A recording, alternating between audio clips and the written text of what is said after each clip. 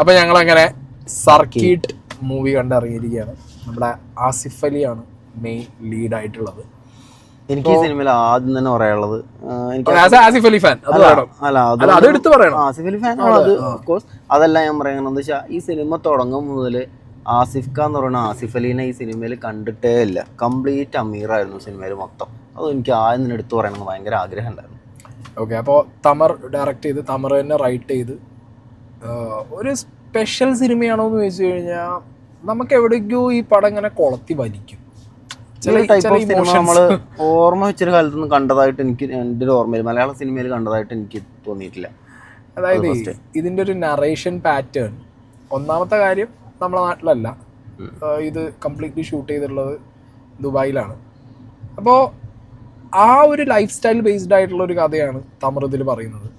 അതിൽ തന്നെ രണ്ട് രീതിയിലുള്ള കഥകൾ പറയുന്നുണ്ട്. ഒന്ന്, ഒരു പ്രവാസിയുടെ ലൈഫ് എങ്ങനെയാണ് എന്നുള്ളത് ആസിഫ് അലിയുടെ ക്യാരക്ടറിലൂടെ. ഒന്ന്, ദീപക് പറമ്പോലിൻ്റെ ക്യാരക്ടറിലൂടെ അത്യാവശ്യം സെറ്റിലായ ഒരു പ്രവാസിയുടെ ലൈഫ് എങ്ങനെയാണെന്നുള്ളതും, പ്രവാസ ലോകത്തുള്ള ഫാമിലിയുടെ കഥ എങ്ങനെയാന്നുള്ളതും ഒക്കെ ആയിട്ട് ഇങ്ങനെ ജോലി കിട്ടാൻ വേണ്ടി സ്ട്രഗിൾ ചെയ്ത് മുന്നോട്ട് പോകുന്ന ഒരാളും ഫാമിലിയുടെ ഭാര്യയുടെയും ഭർത്താവിന്റെയും എല്ലാം കൂടെ. അപ്പൊ ഒരു പ്രവാസ ലോകത്ത് ഇപ്പൊ നമ്മൾ പറയും പണ്ടൊക്കെയാണ് സ്ട്രഗിൾ, ഇപ്പൊ വലിയ സ്ട്രഗിൾ ഒന്നുമില്ല അറിയുമ്പോൾ പ്രവാസം എന്ന് പറഞ്ഞാൽ തന്നെ സ്ട്രഗിൾ ആണ്. ഓക്കെ, അല്ല ഫസ്റ്റത്തെ സ്ട്രഗിൾ ആണ് നമ്മൾ നമ്മളെ ഫാമിലിനെ അവിടെ വിട്ടിട്ട് അങ്ങോട്ട് പോവാന്ന് പറയുന്നത് ഒരു സ്ട്രഗിൾ ആണ്. പിന്നെ ഫാമിലി ആയിട്ട് അവിടെ ജീവിക്കുമ്പോൾ നമ്മൾ എല്ലാവരുടെയും ഒപ്പം പിടിച്ച് ഓടാൻ വേണ്ടിയിട്ടുള്ള ജീവിതം കൊണ്ടു നടക്കാനും നമ്മളെ നാട്ടിലല്ലല്ലോ. നമ്മളെ നാട്ടിലാണെങ്കിൽ 10 ആളോടെങ്കിലും നമ്മളെ വിഷമങ്ങൾ പറയാം, അവിടെ അതും പറ്റില്ല. അപ്പോൾ ജോലി, സ്ട്രെസ്, അങ്ങനെ പ്രവാസികൾ അനുഭവിക്കുന്ന പല തരത്തിലുള്ള പ്രവാസ ലോകത്തെ പ്രശ്നങ്ങൾ, അതിനിടയിൽ ഒരു കുരുത്തം കെട്ട ചെക്കൻ, ഷിന്റെ പൊന്നെ, ആ ചെക്കൻ അടിപൊളിയായിട്ട് അഭിനയിച്ചല്ലേ. ആ ചെക്കന്റെ ക്യാരക്ടർ ഒരു രക്ഷയില്ല. അത് ശരിക്കും ക്യാരക്ടറും എന്താണ് എനിക്ക് തോന്നുന്നത് അത് തന്നെയാവും അവർ ഉദ്ദേശിച്ചിട്ടുണ്ടാവും. എന്തായാലും അത് 100% ചെക്കൻ സക്സസ് ആക്കിയാണ്. ദേഷ്യം ഇങ്ങനെ വന്നിട്ടുണ്ടല്ലോ. എനിക്ക് എന്താ പറയാ, നമ്മളെ സക്സസ് കുട്ടീന്റെ അച്ഛനും അമ്മയും 2 അടി കൊടുക്കുമ്പോ കുറച്ചൊക്കെ ഒരു ആശ്വാസമോ, ഇത് കിട്ടിയാൽ പോരെന്നാലും കുഴപ്പമില്ല, ഒരു ആശ്വാസമായിരുന്നു. ആക്ച്വലി ഈ സിനിമ പറയാൻ ഉദ്ദേശിച്ച ഒരു സാധനം എന്ന് പറഞ്ഞു കഴിഞ്ഞാൽ ഇതേപോലെ എന്താ പറയുക, കുറച്ചിങ്ങനെ ഒരു എപ്പോഴും നോർമൽ കുട്ടികൾ ബിഹേവ് ചെയ്യുന്ന പോലെയല്ല, കുരുത്തക്കേടിന്റെ എൻഡിൽ നിന്ന് ബിഹേവ് ചെയ്യുന്ന കുട്ടികളത് എപ്പോഴും മാതാപിതാക്കൾ കുരുത്തക്കേടാണെന്നും എന്തുകൊണ്ടാണ് ആ പയ്യൻ അങ്ങനെ ആയത് എന്നുള്ളതാണ് നമുക്ക് കൂടെ കുട്ടി യാത്ര ചെയ്യുമ്പോൾ മനസ്സിലാക്കി തരുന്നത്. നമുക്ക് കിട്ടുന്നത് എന്താ അറിയോ, ഇത് കുരുത്തക്കേടാണ്, അല്ലെങ്കിൽ ഇത് ഭയങ്കര എന്തോ ഒരു കുട്ടികൾ കാണിക്കുന്ന, അല്ലെങ്കിൽ 2 അടി കൊടുത്താൽ മാറാവുന്ന വിഷയമാണ് എന്നൊക്കെ വിചാരിച്ചു പോകുന്ന കൺവെൻഷണൽ ചിന്തയിൽ നിന്ന് മാറിയിട്ട് ഈ കുട്ടിക്ക് ഒരു പ്രോബ്ലം ഉണ്ട്, അത് ഫേസ് ചെയ്യേണ്ടത് എങ്ങനെയാണെന്നുള്ളത് മാതാപിതാക്കളിലൂടെ അവർ ആ ഒരു കുട്ടിക്കൊപ്പം വളർന്ന് മനസ്സിലാക്കണം എന്നുള്ളൊരു സാധനമാണ് ഇതിനകത്ത് ബേസിക്കലി ഉള്ളത്. പക്ഷേ ഈ സിനിമയിൽ എവിടെയും ഞാൻ അതിൻ്റെ ഒരു ഫുൾഫിൽ ആയിട്ടുള്ളൊരു സാധനം കണ്ടില്ല. അത് കംപ്ലീറ്റ് ആയിട്ട് അത് ഞാൻ കണ്ടില്ല. പക്ഷേ എന്നാലും നമുക്ക് കാര്യം മനസ്സിലാവുന്ന രീതിയിൽ അവരത് വെച്ചിട്ടുണ്ട്. പിന്നെ ഈ കുട്ടിക്ക് എന്താ പ്രശ്നം എന്ന് ആക്ച്വലി അവർക്ക് അറിയാം. എന്നാ പോലും ജീവിതം പിടിക്കാനുള്ള ഓട്ടപ്പാച്ചില് അവർ അത് ശ്രദ്ധിക്കാതെ പോവാണ് കുട്ടീൻ്റെ കാര്യം. അതാണ് ആ റൂമിലാണ്ട് അടച്ചു കൂട്ടിയിട്ട് അവര് ലൈഫ് മുന്നോട്ട് പോവാണ്. അപ്പം അങ്ങനെ കുട്ടി, പിന്നെ ഈ കുട്ടിയുടെ ഇങ്ങനത്തെ ഒരു ബിഹേവിയർ, അതിന് അച്ഛനും അമ്മയുടെ റെസ്പോൺസ്, അതെന്തുകൊണ്ട് അച്ഛനും അമ്മയും അങ്ങനെ റെസ്പോണ്ട് ചെയ്യേണ്ട ഒരു അവസ്ഥ വരുന്നു, ഇതൊക്കെയാണ് ഇതിൻ്റെ ഫസ്റ്റ് ഹാഫ് പോകുന്നത്. പിന്നെ അതിലേക്ക് ആസിഫ് അലിയുടെ ക്യാരക്ടർ ഇങ്ങനെ ചെറുതായിട്ട് ആ ക്യാരക്ടറിൻ്റെ ആർക്ക് ബിൽഡ് ചെയ്യുന്നു. ആർക്ക് ബിൽഡ് ചെയ്തിട്ട് ഒരു മൊമെന്റ് വരികയാണ്, കുട്ടിയുടെ ആസിഫ് അലിന്റെയും ക്യാരക്ടർ തമ്മിലുള്ള ഒരു കണക്ഷൻ. ആ കണക്ഷനിലേക്ക് എത്തിപ്പെടുന്നത് നല്ല രസമായി അല്ലേ. കുറെ ഹാപ്പനിങ്സ് ഉണ്ട് കേട്ടോ. ആ ഹാപ്പനിങ്സ് ആണ് ഈ സിനിമേന്റെ കോർ എന്ന് പറയുന്നത്. സോ അത് നിങ്ങൾ തിയേറ്ററിൽ തന്നെ കാണണം. അങ്ങനെ ഫസ്റ്റ് ഹാഫ് അവിടെ എൻഡായി.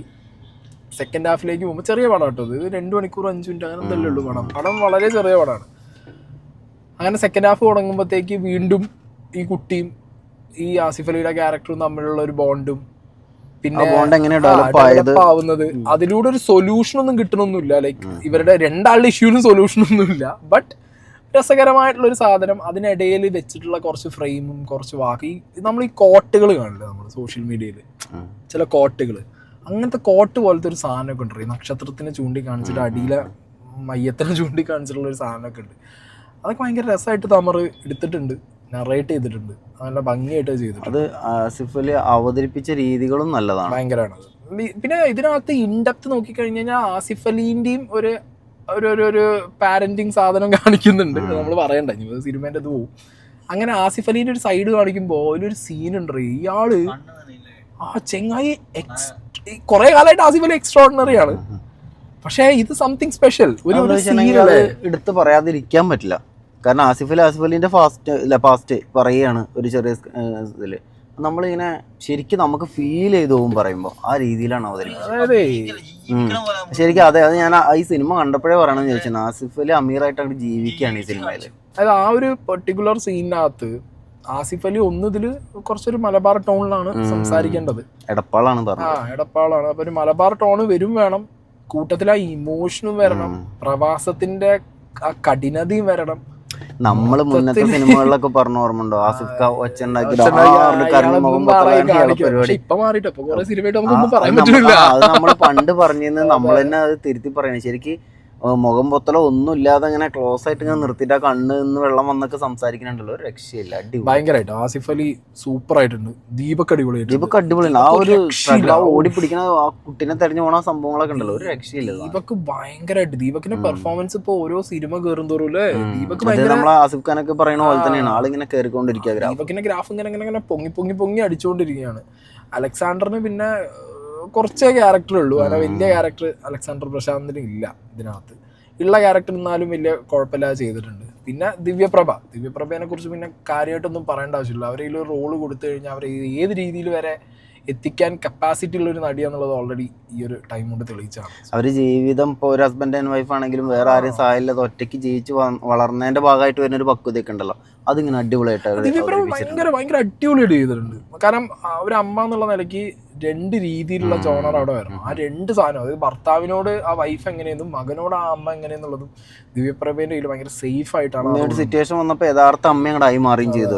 അവര് ഭയങ്കരമായിട്ട് ചെയ്തു. ദിവ്യപ്രഭ അടിപൊളി. സോ കംപ്ലീറ്റ്ലി നോക്കി കഴിയുമ്പോൾ ഇത് ഒരു വളരെ പോസിറ്റീവ് നോട്ടിൽ കുറേ കാര്യങ്ങൾ, കുറേ മെസ്സേജസ് കൺവേ ചെയ്ത് തുടങ്ങുന്ന ഒരു സിനിമ. അഭിനയിച്ച ആരും മോശം ആവാത്തൊരു സിനിമ. ഭയങ്കരമായിട്ട് നമ്മളെ കഥേൻ്റെ ഒഴുക്കിൽ കൊണ്ടുപോയി ലാസ്റ്റ് ഈ സിനിമ എൻഡ് ചെയ്യുന്നൊരു പോർഷനകത്ത് ചിലപ്പോൾ ചിലർക്ക് കണ്ണ് നിറയുന്ന രീതിയിൽ കൊണ്ടുപോയി നിർത്താൻ പറ്റിയിട്ടുണ്ട്. അങ്ങനത്തെ ഒരു ഫീൽ ഗുഡ് എന്നല്ല, ഫീൽ ഗുഡ് പ്ലസ് ഒരു ലേണിംഗ് കർവ് അല്ലേ.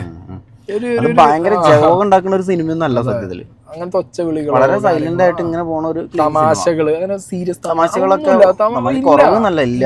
തമാശകളില്ല.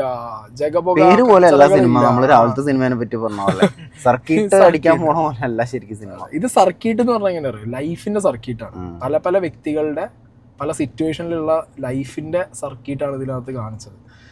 എന്താണെങ്കിലും ഒരു ബ്യൂട്ടിഫുൾ മൂവി, അടിപൊളി മൂവി, ഭയങ്കര ഒരു ഫീൽ ഗുഡ് പ്ലസ് നന്നായിട്ട് എടുത്തിട്ടുള്ള, എല്ലാവരും നന്നായിട്ട് അഭിനയിച്ചിട്ടുള്ള ഒരു നല്ല മൂവി. ഭയങ്കര ജഗബോഗിയൊന്നും കാണിച്ചിട്ടില്ലാതെ അല്ല എങ്ങനെ പോണ ഒരു, അതായത് കഥയാണ് നായകൻ പറയാം, അതാണ് സംഗതി. അതായത് അടിപൊളിയുടെ എന്താണ് ആസിഫ് അലിക്ക് വീണ്ടും അല്ലെ ഹോട്ടലില് അഭിനയിച്ചുള്ള ആളല്ലേ, എല്ലാരും ഇതിനകത്ത് വന്നു പോയ എല്ലാവരും അടിപൊളി. ഇപ്പൊ രമ്യ സുരേഷ് നന്നായിട്ട് ചെയ്തിട്ടുണ്ട്, നീറ്റായിട്ട് ചെയ്തിട്ടുണ്ട്. സോ ടോട്ടലി കിടിലം പടം, നല്ല വാച്ചാണ്, കണ്ട നഷ്ടം വരാത്തൊരു സിനിമയാണ്. നിങ്ങൾക്ക് എന്താണെങ്കിലും ഡെഫിനറ്റ്ലി നിങ്ങൾക്ക് തിയേറ്ററിൽ ഒരു 1 ടൈം വർത്താണ് വാച്ച്. ഓക്കെ, എന്താണെങ്കിലും അല്ലേ തിയേറ്ററിൽ പോയിട്ട് കാണുക.